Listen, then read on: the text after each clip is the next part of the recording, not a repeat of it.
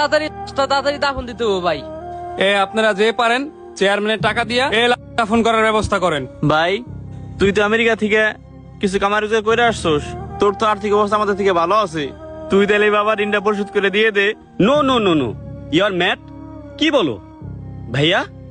America আমারে টাকা দিয়া পাঠাইছে তো কি হইছে? তোমরা দেশে যত জমি জমা আছে বাবার কামের রোজগার তো তোমরাই খাইছো, তো তার মানে কি? বাবাই যত ঋণী আছে এগুলা তো তোমরাই দিবা। I am right? একে রুম ছেলে বাপের ঋণ শোধ করতে পারবে না?